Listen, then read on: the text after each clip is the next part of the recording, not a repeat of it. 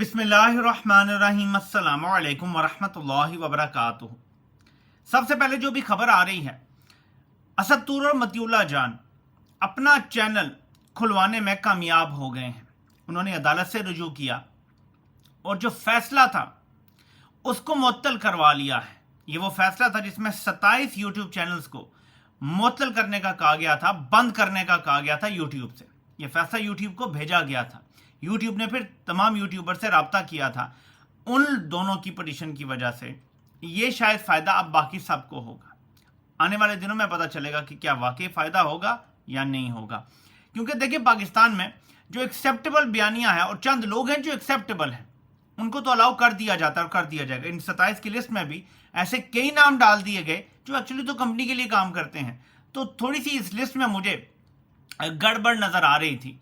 लेकिन अब असद तूर और मतीउल्लाह जान जो फैसला लेने में कामयाब हुए हैं, इसका फ़ायदा तमाम 27 चैनल्स को होगा। लेकिन याद रखिएगा कि मेरे चैनल को इसका कोई फ़ायदा नहीं होगा, क्योंकि मेरा चैनल इन्होंने बग़ैर अदालती कार्रवाई के बंद करवाया है। ये ध्यान में रखिएगा। सो मेरे पास कोई रेमेडी नहीं है अपना चैनल खुलवाने की। यूट्यूब से अपील भी करो तो वो कहते हैं जी हुकूमत ने कहा है, हमारी नेशनल सिक्योरिटी को मसला है, तो हम नहीं खोल सकते। तो ये याद रखिएगा कि अगर बाकी चैनल बहाल भी हो जाते हैं, बहाल से मुराद है कि बंद तो नहीं हुए, सिर्फ अभी यूट्यूब ने इनसे रब्ता किया था, लेकिन अगर वो मसला टल भी जाता है तो मेरे चैनल का मसला बदस्तूर है। इसलिए आपसे रिक्वेस्ट है कि मेरा जो अल्टरनेट चैनल है, जो बैकअप चैनल है सच की तलाश, उसको ज़रूर सब्सक्राइब कर लें ताकि मुझे उस पर शिफ्ट होना पड़े तो मैं फौरी तौर पे हो सकूं। और दूसरा कि इस चैनल पे जो वीडियोस आप देखते हैं, फौरी तौर पे इनको ज़्यादा से ज़्यादा सोशल मीडिया पे और अपने व्हाट्सएप ग्रुप्स में शेयर किया करें लिंक को। अब आते हैं आज की अहम तरीन डेवलपमेंट्स की तरफ। मेरे पाकिस्तानी एक बड़ी डेवलपमेंट है और मैं सीधी बात पॉइंट पे आऊँगा। शाहीन सबाई साहब ने बहुत बड़ा इंकशाफ किया है।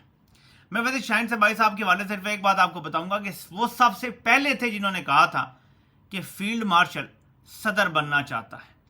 उसके बाद ये खबरें जुबान ज़द आम है, पाकिस्तान में तकरीबन हर बंदा इस पे बात कर रहा है, मेन स्ट्रीम मीडिया पे बात हो रही है। यहां तक कि जरदारी ने ऐसा लगता है कि मोहसिन नकवी को बुला के बड़ी डांट डपट किया कि मुझे निकालने की किधर बातें हो रही हैं। और फिर मोहसिन नकवी ने एक बड़ा ट्वीट किया कि जी ये तो आलमी ताकतें और एजेंसियां करवा रही हैं और इस तरह का प्रोपेगेंडा, तो बड़ा इशू बना। तो शाहीन सबाई साहब की वो खबर बड़ी पक्की निकली, जिसपे उस वक्त मैं इतना 100% यकीन नहीं कर रहा था कि ये खबर है। मुझे ये तज्जिया भी लग रहा था उनका, लेकिन बाद में पता चला कि ये तो खबर साबित हुई। अब उन्होंने एक और बात की और वो मैं आपके सामने रखना चाहता हूँ। वो लिखते हैं खान के बेटे और पाकिस्तानी फौज के पेट का दर्द। लिखते हैं मैं आजकल कम ट्वीट कर रहा हूं और मीडिया पर भी कम आ रहा हूं, क्योंकि एक ज़रूरी ज़ाती प्रोजेक्ट में मसरूफ़ हूं। मगर खान के बेटों के ऐलान के बाद कि वो पाकिस्तान जा रहे हैं, मुझे लिखना पड़ गया।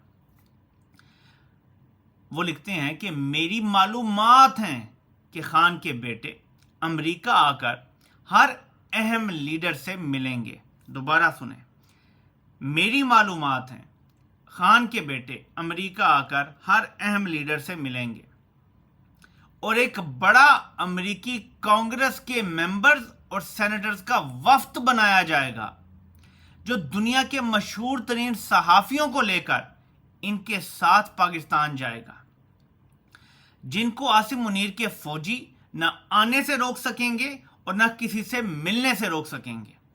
ये सब लोग अमेरिकी सफारत खाने में रहेंगे और हर वक्त कासिम और सलमान के साथ होंगे।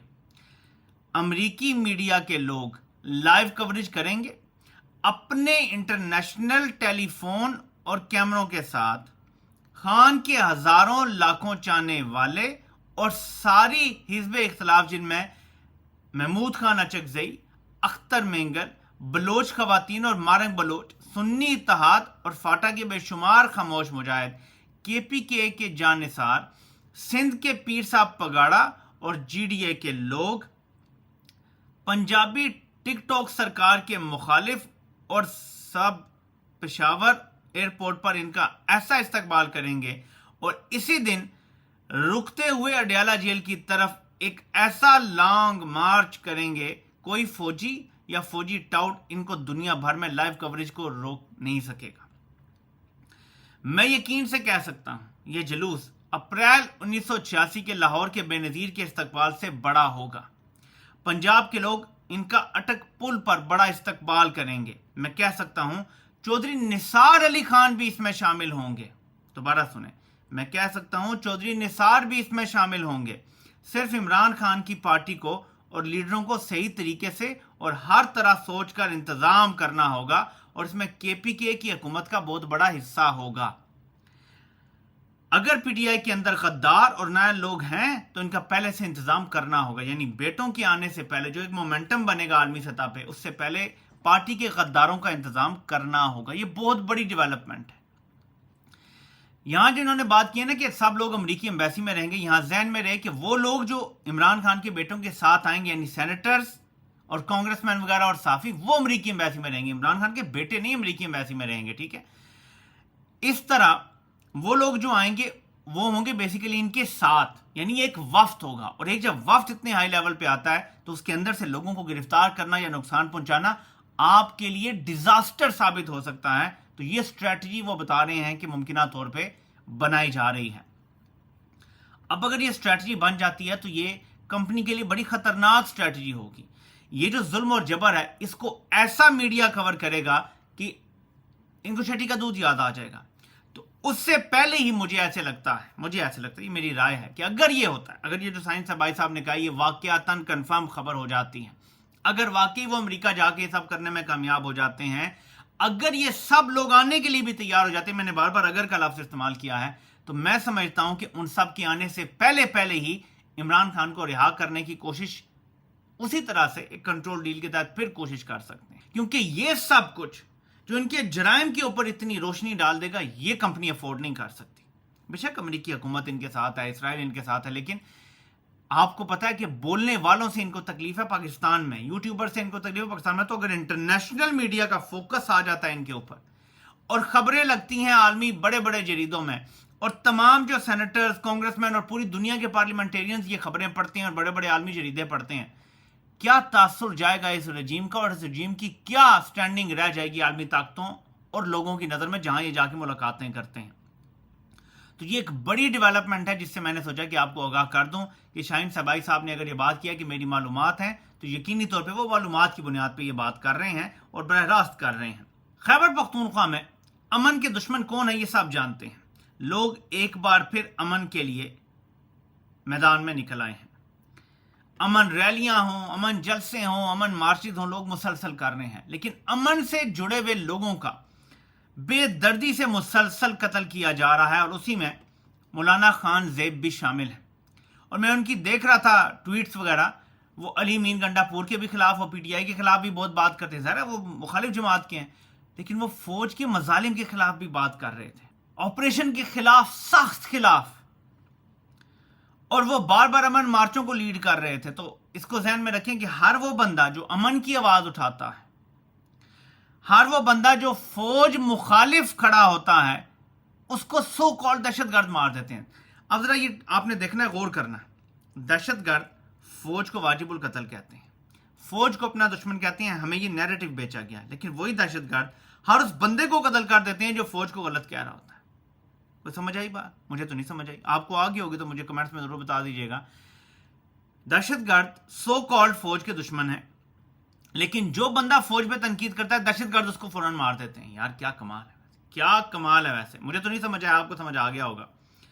تو گٹھ جوڑ کو سمجھیں کہ پاکستان کے امن کو کون تباہ کر رہا ہے. اور اب یہ جو امن جرگے وغیرہ ہونے جا رہے ہیں آگے, اس سے پی ٹی آئی کے ایک لیڈر نے خطاب کیا, اور انہوں نے کہا کہ سہیل خان نے آئی تھنک خطاب کیا, اور انہوں نے کہا کہ ہم پھر اسلام آباد کی طرف آنے پہ مجبور ہو جائیں گے. یہ جو سارا امن جرگے ہو رہے ہیں اور مارچ سارا ہو رہا ہے, یہ پھر اسلام آباد کی طرف ہوگا اور اسے کوئی روک نہیں سکے گا.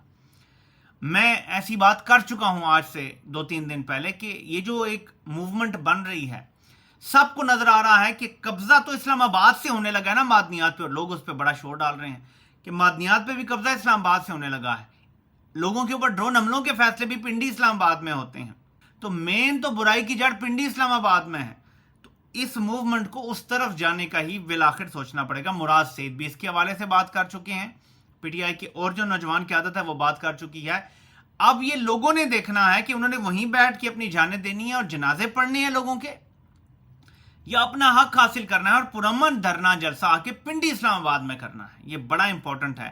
اور میں ہمیشہ کہتا ہوں کہ وہ خیبر پختونخوا میں آپ سیپریٹلی دیکھ لیں ایشو, آپ بلوچستان کا سیپریٹ کر کے ایشو دیکھ لیں, آپ سندھ میں سیپریٹ کر لیں, آپ پنجاب میں سیپریٹ کر لیں, گلگت بلتستان میں سیپریٹ کر لیں, آزاد کشمیر میں سیپریٹ کر لیں. یہ سیپریٹ آپ کو سمٹمز نظر آئیں گے. بیماری ایک ہی ہے کہ پاکستانی فوج نے پاکستان پہ قبضہ کیا ہوا ہے, ہماری عدالتیں تباہ حال ہیں, کوئی قانون کی بالادستی نہیں ہے, جمہوریت نہیں ہے, جو تمام مسائل کی اور بیماریوں کی جڑ ہے. باقی سارے سمٹمز ہیں. آپ یہ بنیادی مسئلہ اسلام آباد پنڈی میں ٹھیک کر لیں, سارے سمٹمز ٹھیک ہو جائیں گے. اس معاملے میں ہومیوپیتھی کی بڑی زبردست اپروچ ہے. ہومیوپیتھی کہتی ہے کہ بیماری کو ٹھیک نہیں کرنا ہوتا, ہم نے مریض کو ٹھیک کرنا ہوتا ہے. جو بندہ بیمار ہے نا وہ ٹھیک ہو جائے گا تو بیماری آٹومیٹکلی ساری ٹھیک ہو جائے گی, کیونکہ بیمار کون فیل کر رہا ہوتا ہے. ایک بندے کو کینسر ہے لیکن تکلیف کسے ہو رہی ہے؟ انسان کو. اس انسان کو آپ نے صحت یاب کرنا ہے. اب خیبر پختونخوا میں ایک مسئلہ ہے, بلوچستان میں ہے, سندھ میں ہے, گلگت میں ہے, آزاد کشمیر میں ہے, پنجاب میں بھی کسی حد تک اب لوگ تنگ پڑے ہوئے ہیں, جو گھروں میں چھاپے اور چادر چار دیواری کا تقدس پامال ہوتا ہے, سب جگہ ہو رہا ہے. یہ سب سمٹمز ہیں. اگر آپ نے مریض کو ٹھیک کرنا ہے تو آپ کو سینٹر میں سب کو ٹھیک کرنا پڑے گا. جو اس کا نیوکلیس ہے اس کا علاج کرنا پڑے گا, اور وہ پنڈی اسلام آباد میں. پوری قوم کو اس ایک نقطے پہ اکٹھا ہونا پڑے گا, تب جا کے حالات ٹھیک ہوں گے. تو میرے پاکستانیوں, یہ جو عمران خان کے بیٹوں کو روکا ہوا ہے, یہ عمران خان نے روکا ہوا ہے. جب عمران خان کو گرفتار کیا تھا, ابھی میں شہزاد اکبر کا کلپ دیکھ رہا تھا, وہ کہتے ہیں کہ وہ پہلے دن سے آنا چاہتے تھے, عمران خان نے انہیں منع کیا ہوا ہے. تو ایسا نہیں ہے کہ بیٹے اچانک آنا چاہتے ہیں. اب بیٹوں نے یہ کہا ہے, پیغام دیا ہے کہ اب ہم والد صاحب کی بات نہیں مانیں گے, بلکہ ہم خود سے آنا چاہتے ہیں. پہلے امریکہ جائیں گے, وہاں پہ آگاہ کریں گے سب کو کہ حالات کیا ہیں گراؤنڈ پہ. کیونکہ یہاں سے ہماری ملٹری اسٹیبلشمنٹ نے, میں اگر کھل کے بات کروں, بہت زیادہ عمران خان مخالف پروپیگنڈا کیا ہوا ہے. اس کا توڑ ایک ہی طریقے سے ہے کہ وہاں جا کے اصل نیریٹو کو بیان کیا جائے کہ واٹ عمران خان از, وہ کہاں کھڑا ہے, اس کا نظریہ کیا ہے, کیوں اس کو جیل میں ڈالا ہوا ہے قوتوں نے پاکستان میں. تو اس کے بعد جو وہاں کے لوکل, جیسے آپ ایم پی ایم این اے کہتے ہیں, ان کے کانگریس مین اور سینیٹرز ہوتے ہیں, بہت سارے ایسے ہیں جو سیدھی بات کرتے ہیں. سارے ہی نہیں ہیں جو خریدے ہوئے ہیں پیک نہیں, یہ ذہن میں رکھیے گا. بہت سارے ایسے ہیں جو بولتے ہیں, آواز اٹھاتے ہیں. ان سب کا بھی اگر وفد ایک اکٹھا ہو جائے تو یہاں پہ ان کو روکنا بڑا مشکل ہو جائے گا. تو یہ ایک اچھی ڈیولپمنٹ ہے, پازیٹیو ڈیولپمنٹ ہے. اب کمپنی کی لائی گئی جو حکومت ہے وہ اس قدر ڈھیٹ ہو چکی ہے کہ صرف ایک گھر کو فائدہ پہنچانے کے لیے موٹر وے کی تعمیر کا انکشاف ہوا ہے. یہ پاکستان انہوں نے فری فار آل کر لیا ہے. ان کے اپنے ذاتی مفادات ہیں. چینی باہر بھیجنی ہو, خاندان کے مفادات ہیں. موٹر وے بنانے ہوں تو خاندان کے مفادات ہیں. اور کمپنی کو تو کک بیک چاہیے, تو وہ کک بیک لے کے سائڈ پہ ہو جاتے ہیں. اور یہ ایک بڑا خطرناک نیکسس ہے. اگر پاکستانی عوام نے یہ توڑا نا, ایک ادارے میں دیکھ رہا تھا کسی اسپتال کی وارڈ نواز شریف کے نام پہ رکھ دی, نواز شریف فلاں فلاں وارڈ, کارڈیک وارڈ جو ہے. اس خاندان میں جتنا نارسسزم ہے اور جتنے یہ غیر مقبول ایکچولی ہو چکے ہیں, مجھے تو یہ لنک سمجھ نہیں آ رہا. یہ نفرت کا نشان بن چکے ہیں, لیکن ان کو اپنی تعریف چاہیے تو یہ خود سے ہی اپنی تعریفیں کر رہے ہیں. ستائشیں باہمی چل رہی ہے. پھر ان کی اور فوج کے درمیان ایسا ہی ہے. ادھر سے کمپنی ان کی تعریفیں کرتی ہے, وہ کہتا ہے جی کتا بھی اچھا کام کر رہا ہو تو آپ کو اس کے ساتھ دینا چاہیے. شہباز شریف کو کتا کہہ کے تعریف کر دی. ادھر سے یہ کہتے ہیں جی جو بھی فیلڈ مارشل کر رہے ہیں وہ زبردست کر رہے ہیں. لیکن ایک بڑی خبر ہے اس کے درمیان, رانا ثناء اللہ کے بقول ان کو کوئی پتہ نہیں ہے کہ جو فیلڈ مارشل ہے وہ کتنا عرصہ اقتدار میں رہے گا, لیکن وہ وردی نہیں اتارے گا, یعنی مشرف والی غلطی نہیں کرے گا. یہ بڑی خطرناک صورتحال ہے کہ اب خود یہ کہنا شروع ہو گئے ہیں حکومتی وزیر کہ ہمیں کوئی معلوم نہیں ہے یہ کتنا عرصہ رہے گا, اور وردی میں رہے گا جب تک رہے گا. سوچ لو میرے پاکستانیوں, جدوجہد نہ کی تو یہ 10-15 سال تو کہیں نہیں گیا.